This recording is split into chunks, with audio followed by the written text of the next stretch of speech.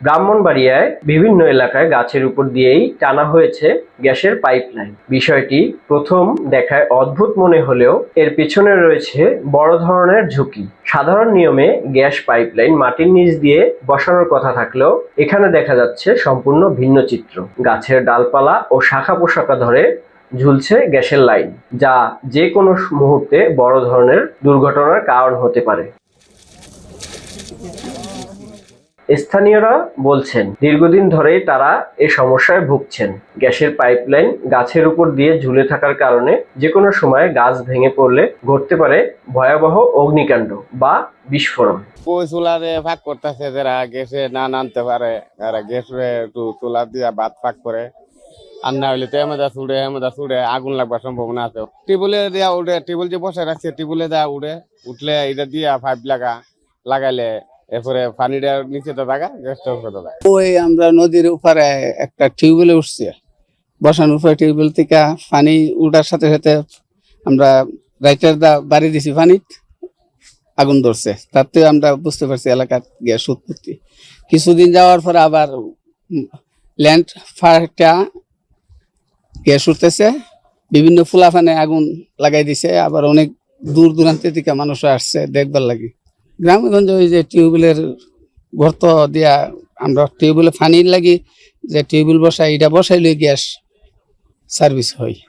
বাচ্চারা গেছে মেস আগুন লাগাইতো, হের গায়ে লেগে গেছে গা। বিশেষজ্ঞরা বলছেন, গ্যাসের পাইপলাইন কখনোই খোলা জায়গা বা গাছের উপর দিয়ে নেওয়া যায় না। এতে শুধু দুর্ঘটনার আশঙ্কাই বাড়ে না, পাশাপাশি পরিবেশও মারাত্মকভাবে ক্ষতিগ্রস্ত হয়। স্থানীয়রা দ্রুত এ অবৈধ পাইপলাইন সরিয়ে নিরাপদভাবে স্থাপনের দাবি জানিয়েছেন। যে 3 নম্বর গ্যাস ফিল্টার কূপ আছে না, এটার মধ্যে আপনার এই লিক হয়ে গেছিল, ঠিক আছে। এমনিতে ওরা গ্যাস কোম্পানির যে লোক আছে না, ওরা বলছে যে এটা লিক হওয়ার কারণে এটা নাকি উপরে উঠছে। এখন যে গ্যাসগুলো উঠতেছে এগুলো এক্সট্রা, আর এরা অরিজিনাল যে কূপের যে লিক হয়েছিল না, এটা মানে রিপেয়ারিং করে এটা বন্ধ করে দিচ্ছে। তো প্রথমে ছিল ওই দিক দিয়ে এখন মনে করেন এটা এখন বড় বাকাইল ও উত্তরপাড়া ওইদিকে সব জায়গায় ছড়াই গেছে। পাইপগুলো ছড়াইছে এগুলো আপনার মূলত এগুলা সংগ্রহ করছে পাইপ দিয়ে। আর এমনিতে পাইপ দিয়ে অরিজিনাল ভাবে কোনো গ্যাস ওঠে নাই। এগুলা মনে করেন জমিন যে অরিজিনাল টিউবওয়েলগুলো আছে না, টিউবওয়েলগুলো দিয়ে গ্যাসগুলো আপনার উঠতেছে। ড্রাম দেওয়ার উদ্দেশ্য হলো আপনার মূলত ড্রামের মধ্যে পানি আর গ্যাস একসাথে উঠতেছে। পানিটা ড্রামের মধ্যে জমা হয়ে গ্যাসটা উপরে দিয়ে বের হয়ে এটা আপনার গ্যাস জাত হয়ে এগুলা রান্নার চুলার ব্যবহার হইতেছে। আবার আপনার চুলের ফ্যাক্টরির জন্য এগুলা বর্তমানে গ্যাসগুলা সাপ্লাই হইতেছে। ড্রাম দেওয়ার উদ্দেশ্য এটাই। বাকাইল, শ্যামপুর, আনন্দপুর, বিশেষ করে আমাদের এই যে শ্যামপুর এলাকায় আর বাকাইলে প্রতিটি কলের মাধ্যমে প্রথম অবস্থায় প্রতিটি কলে গ্যাসের চাপ ছিল। প্রতিটি কলের মধ্যে আপনি গ্যাস উঠত। তারপরে যখন কেউ যদি একটা কল বসাইতে যেত, তারপরে ওই কল বসাবার আগে অর্ধেক বসানোর পরই গ্যাসে চাপ মারতো, গ্যাস উঠতো। তারপরে আগুন ধরতো, প্রতিটি জায়গায় কলে কলে আগুন ধরতো। অনেক রিক্সের মধ্যে আমরা ছিলাম। তারপরে আমরা আপনাদের এই যে ব্রাহ্মণবাড়িয়া গ্যাস ফিল্ডের, বাংলাদেশ গ্যাস ফিল্ডের অনেক লোক আইসা অনেকগুলো দেখছে, অনেক করছে, তারা কোনো কোনো থামাতে পারে নাই। তারপরে আস্তে আস্তে গ্যাসটা ওই দিকে থেকে দক্ষিণ দিক থেকে উত্তর দিকে আস্তে আস্তে প্রথম ছিল ওই পারে, ওই যে শ্যামপুর, আনন্দপুরে, তারপরে বাকাইলে, তারপরে ওই দিকটা দারমা পর্যন্ত গেছে। এখন আর আমাদের কল দিয়ে আর এই যে নলকূপ দিয়ে কল দিয়ে বা ওই যে বড় বড় ফুসকুনি গর্ত ছিল, ওই গর্ত দিয়ে ওই গ্যাস উঠতো, আগুন ধরতো। অনেক আমরা ছেলেমেয়েরা লোকরা সবাই অনেক রিক্সে ছিলাম, রিক্স নিয়ে আমরা চলাফেরা করি।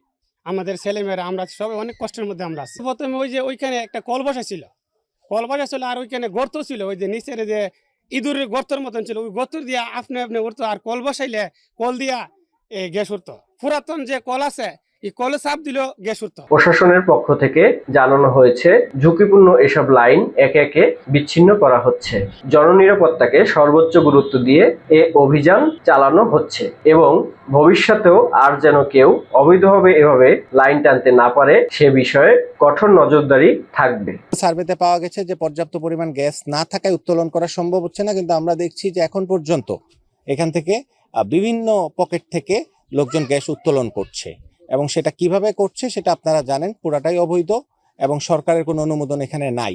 তো যার ফলে যেটা হচ্ছে, কৃষি জমি নষ্ট হচ্ছে, এখানকার জলাশয় নষ্ট হচ্ছে, মানুষের জনজীবন বিঘ্ন হচ্ছে, সর্বোপরি এই এলাকার মানুষের ভবিষ্যৎ প্রজন্ম তাদের জন্য একটা ক্ষতির কারণ হয়ে দাঁড়াচ্ছে। বিভিন্ন ছোটখাটো ফ্যাক্টরি, এই যে গ্যাসটা আছে বিভিন্ন জায়গায় পকেটকৃত গ্যাস, হয়তো স্বল্প পরিমাণই হবে হয়তো, সেই গ্যাসগুলা তারা অবৈধভাবে সংযোগ নিয়ে ছোট ছোট শিল্প কারখানা পরিচালনা করছে। এখন সেগুলা পরিচালনা করতে গিয়ে দেখা যাচ্ছে যে তারা কৃষি জমি দখল করছে, তারা জলাশয়ের পানি ইউজ করছে, এবং আশেপাশের যে বাড়িঘর আছে তারা কিন্তু বিভিন্ন বিড়ম্বনায় পড়ছে। ভবিষ্যৎ প্রজন্ম, এই এলাকার মানুষজন এই গ্যাসটা যখন এইভাবে অবৈধভাবে তুলবে, তাদের কিন্তু সেই প্রজন্মটা কিন্তু একটা ধ্বংসের সম্মুখীন হবে, কিংবা তারা বিপদে পড়বে। তো আমরা তো সেটা হতে দিতে পারি না। বিভিন্ন জায়গায় তারা সনাতনী পদ্ধতিতে, আমি বলবো যে সনাতনী পদ্ধতিতে ওই যে ড্রাম ইউজ করে এবং বিভিন্ন সনাতনী বৈজ্ঞানিক পদ্ধতি ব্যবহার করে তারা নিজস্ব একটা বলয় তৈরি করেছে। সেই বলয়ের মাধ্যমে তারা কিন্তু গ্যাসটা উত্তোলন করে বাসাবাড়ি সহ শিল্প কারখানায় বিতরণ করছে। তথ্য কথা নিউজ, ব্রাহ্মণবাড়িয়া।